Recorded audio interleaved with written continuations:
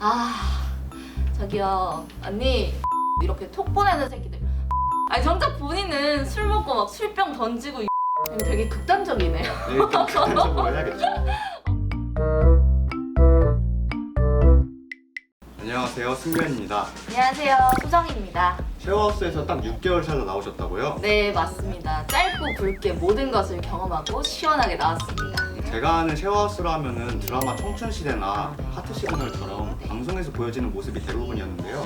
실제로 어떤 모습인가요? 뭔가 단단히 잘못 알고 계신 것 같아요. 실제로는 드라마처럼 그렇게 화려하고 아름다운 분위기는 아니고요. 현실적으로 좀 그렇게 진행되는 쉐어하우스들도 있고 아닌 곳들도 되게 많아요. 트렌디한 쉐어하우스에 대해 하는 만큼 요즘 유행하는 밸런스 게임으로 쉐어하우스에서는 과연 어떤 일이 일어나는지 구독자님들께 자세히 알려드릴게요. 자, 첫 번째 질문이에요. 독일 바퀴벌레 매일 나오는 70평짜리 펜트하우스에 나 혼자 살기 vs 10명이 한 방에서 2층 침대 써야 하는 쉐어하우스 살기. 이거 세다. 일단은 저는 쉐어하우스에서 살아본 경험이 없는데 자취는 한 4년 정도 했거든요. 근데 자취할 때 그 털 달린 거미가 한 번 나온 적이 있어요. 벌레랑 같이 살 수 없어서 네. 저라면은 자취하는 거 고를 것 같습니다. 저는 A요. 벌레랑 같이 살 수 있으세요? 저는 벌레를 굉장히 싫어하는데요. 세스코처럼 요즘은 좋은 방역 시설들이 있잖아요. 그래서 제가 조금 더 지출이 늘더라도 저는 혼자 살기를 선택할 것 같습니다. 사실상 저도 그 청춘 시대를 생각하고 쉐어하우스를 찾아봤었던 거였어요. 근데 실제로는 타인과 같이 산다는 게 쉬운 일만은 아니더라고요. 그럼에도 쉐어하우스를 굳이 또 선택한 이유가 있다면 뭐가 있을까요? 맞아요. 장점들이 되게 많더라고요. 일단 보증금이 굉장히 저렴합니다. 사실상 저희가 원하는 집은 거실 있고 방 있고 부엌 따로 있고 이런 집들을 원하잖아요. 근데 실질적으로 그런 집들은 기본적으로 1, 2억이 넘어가요. 저는 살 수가 없거든요. 그래서 보증금이 적은 곳을 찾고자 했는데 그런 곳에 최적화되어 있는 게 쉐어하우스더라고요. 쉐어하우스의 보증금하고 월세가 어느 정도 수준이었는지 혹시 알 수 있을까요? 제가 살았던 집은요, 보증금은 100만 원이었고요, 월세는 45만 원이었어요. 2인실 사시는 분들은 30만 원이었어요. 관리비 같은 건 따로 없었고요. 관리비 물론 있죠. 관리비는 5만 원이었어요. 관리비에는 어떤 게 추가적으로 들어가나요? 여러분들이 다 아시다시피 가스비, 수도세, 전기세 이런 거는 기본적으로 다 포함되어 있고요. 그리고 저희 집 같은 경우는 TV도 공짜로 볼 수 있었고 에어컨도 마음대로 쓸 수 있었어요. 그 점이 제일 좋았던 부분 중에 하나였죠.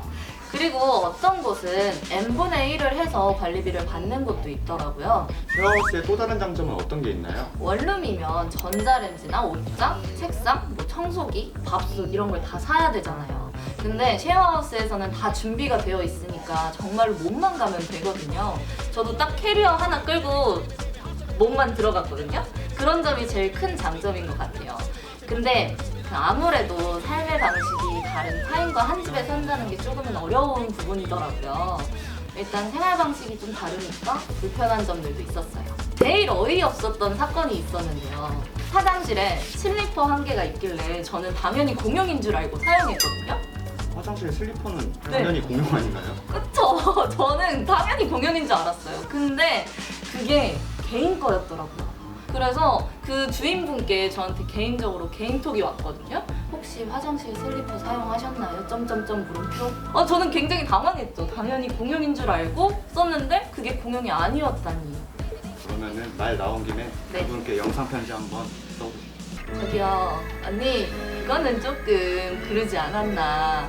좀 쪼잔한 생각 아니었나. 넌 나에게 모욕감을 줬어. 근데 쉐어하우스를 살아보고 타인들도 몇 명 더 들어왔을 거 아니에요. 들어왔다 나갔다 하면서 개인의 룰을 정확히 지켜줘야 이 쉐어하우스라는 공간에서 잘 살아갈 수 있더라고요. 결국 쉐어하우스에서는 약간 배려가 몸에 배어야지만 잘 그쵸. 서로 살 수 있겠네요. 맞아요. 이제 단점을 너무 많이 얘기한 것 같은데 같이 살아서 좋았던 점은 혹시 어떤 게 있을까요? 저 같은 경우는 밖에서 받은 스트레스를 저녁을 같이 먹으면서 푸는 날도 있었고, 제가 가장 좋았던 것 중에 하나는 지방에서 왔던 분이 있었어요. 그래서 전국 8도의 반찬을 다 같이 먹을 수 있던 거? 그런 게 되게 좋았던 것 같아요.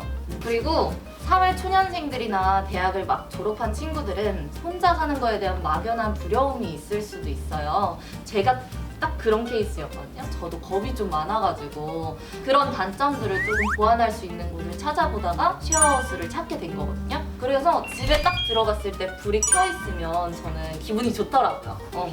질문의 난이도를 조금 더 높여보겠습니다. 첫 번째, 감성 넘치는 신축 고층 오피스텔에 월세 110만 원 내면서 혼자 살기 대 체리몰딩 꽃벽지처럼 올드한 인테리어에 단독주택에 월세 20만 원 내고 쉐어하우스로 살기. 어떤 거 선택하실 건가요?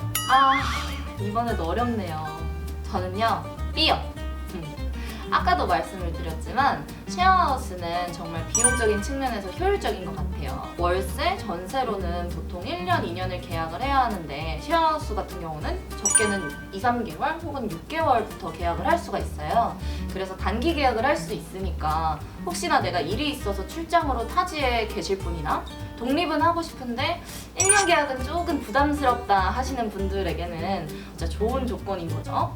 그래서 감성보다 현실적인 금액적인 부분을 조금 더 생각을 해서 저는 B를 선택을 하겠습니다. 그럼 다음 질문으로 바로 가볼게요.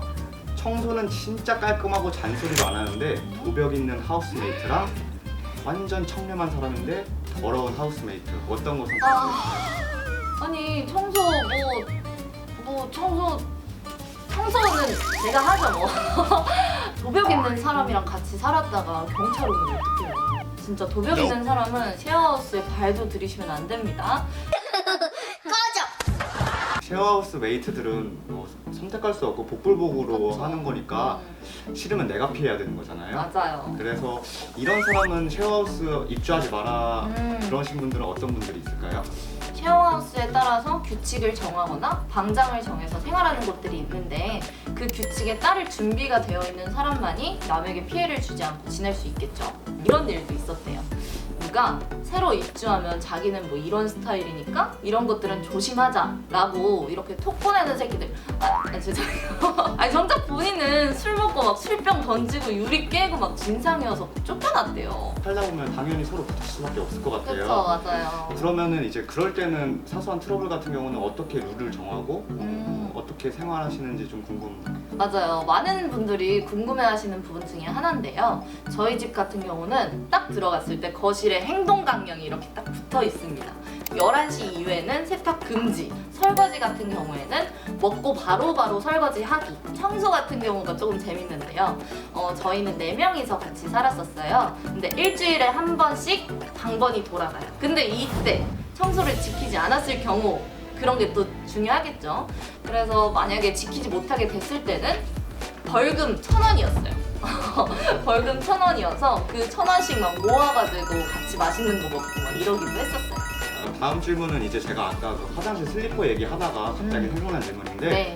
마당이 있고 갤러리 같은 고급 쉐어하우스인데 화장실은 단 1개예요.